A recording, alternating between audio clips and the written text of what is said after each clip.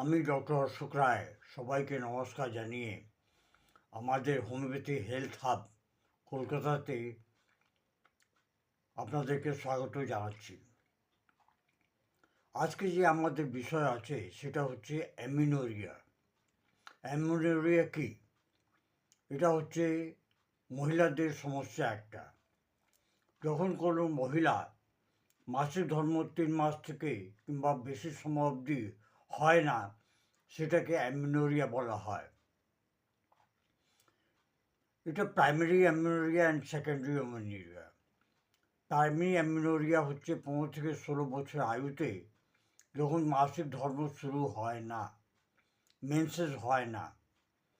Secondary amenorrhoea হচ্ছে যে মাসিক তো শুরু হলো, পিরিয়ড শুরু হলো, কিন্তু 3 মাস 4 মাস পর বন্ধ হয়ে গেল। আসুন দেখি এর প্যাথোফিজিওলজি কী আছে, রোগ ক্রিয়া কী আছে। রোগ ক্রিয়া বিজ্ঞান হচ্ছে হাইপোথ্যালামাস পিটুইটারি ওভারিয়ান অ্যাক্সিস এর ইমব্যালেন্স। হাইপোথ্যালামাস পিটুইটারি ওভারিয়ান অ্যাক্সিসের ইমব্যালেন্স। হরমোনের অভাব, যেমন এফএসএইচ, এলএইচ, এস্ট্রোজেন আর প্রোজেস্টেরন, এর অভাব। আমাদের যে ওভারি আছে কিংবা গর্ভাশয় ইউটেরাস, তার কার্যক্ষমতা কমে যায়। খুব বেশি টেনশন থাকে, কমজোরি থাকে, ওজন কমে যায়। কারণ হচ্ছে খুব বেশি মানসিক তনাব, ফ্যামিলি টেনশন, কোনো রকম আঘাত লাগা, মানসিক আঘাত, অ্যানিমিয়া, রক্তের অভাব, পিসিওএস কিংবা পিসিওডি কিংবা থাইরয়েড গণ্ডগোল, খুব বেশি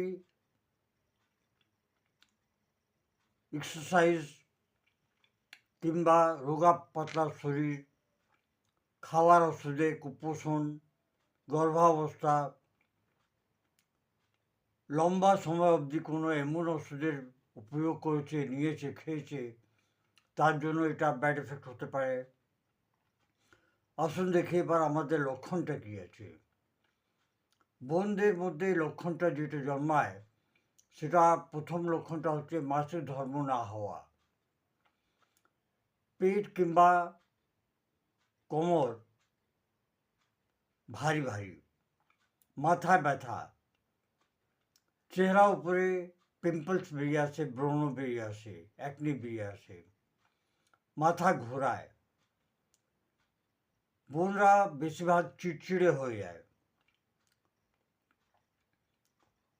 তাদের স্তনে ব্যথা, মানে ব্রেস্টে ব্যথা কিংবা ব্রেস্টটা ছোটো হতে থাকে।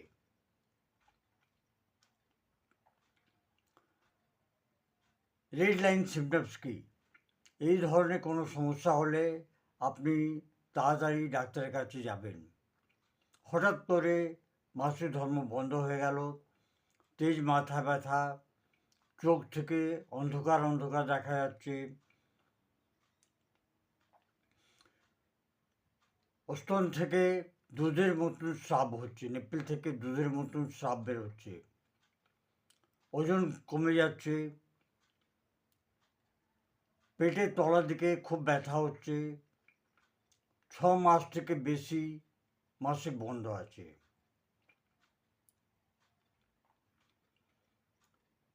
এই সমস্যা হলে আপনি ইমিডিয়েটলি ইউএসজি করাবেন, আলট্রাসোনোগ্রাফি করাবেন। আর এবার আসুন আমরা দেখি হোমিওপ্যাথিক ওষুধ কী কী আছে। প্রথম যে ওষুধ হচ্ছে ওটা হচ্ছে পালসিটলা।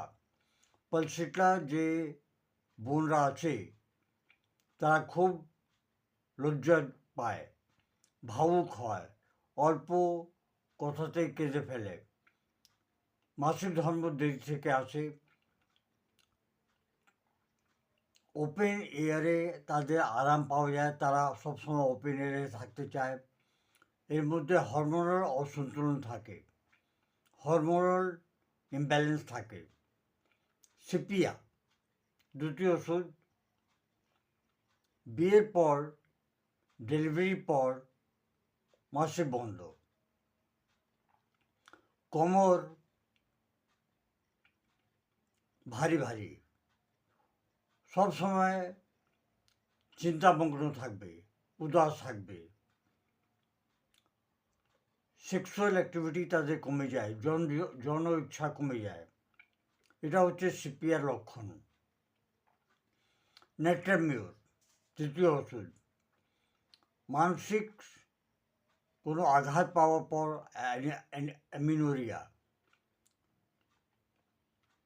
রোগা, অ্যানিমিক, এই ধরনের মহিলাগুলো রোগা হয়, অ্যানিমিক হয়, একা থাকতে ভালো পছন্দ করে। এটা হচ্ছে নেট্রামিউরের লক্ষণ।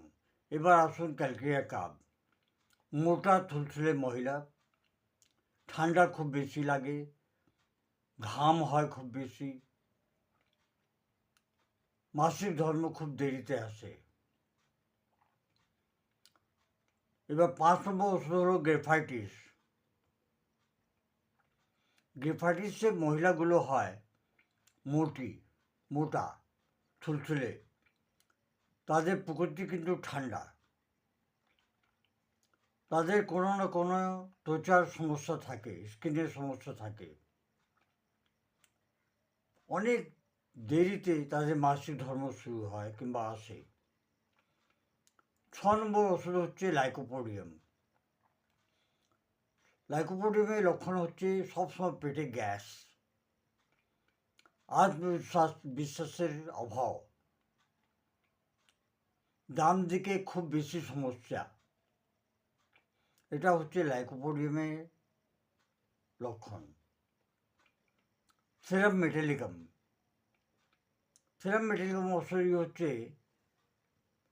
অ্যামিনোরিয়া, কিন্তু শরীরে রক্ত নেই, তার মধ্যে সেরাম মেটালিকাম ওষুধ দেওয়া যেতে পারে।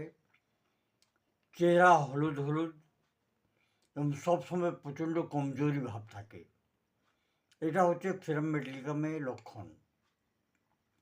এরপর আসুন দেখি কোনিয়াম ম্যাকুলেটাম। কোনিয়াম ম্যাকুলেটামের লক্ষণ হচ্ছে গ্ল্যান্ডসের সমস্যা, হরমোনাল ইমব্যালেন্স, তাদের মহিলাদের স্তনের মধ্যে বাঁ দিকে কিংবা ডান দিকে একটা কড়া কড়া ভাব চলে আসে। কিছু হেল্পফুল আরও হোমিওপ্যাথিক মেডিসিন যেরকম আছে এলেট্রিস ফেরিনোসা, ওভারিনাম, এটা হচ্ছে একটা সার্কোড, ওভারি ফাংশনকে ঠিক করে। প্রথম যে এলেট্রিস রয়েছে, এলেট্রিস ফেরিনোসা, সেটা কমজোরি ভাবটাকে দূর করে। পিটুটারিন ওষুধ নিতে হয় পিটুটারি অসন্তোলনের জন্য, ইমব্যালেন্সের জন্য। এবার ডোজ কী হবে? ডোজ হবে 30 পোটেন্সি।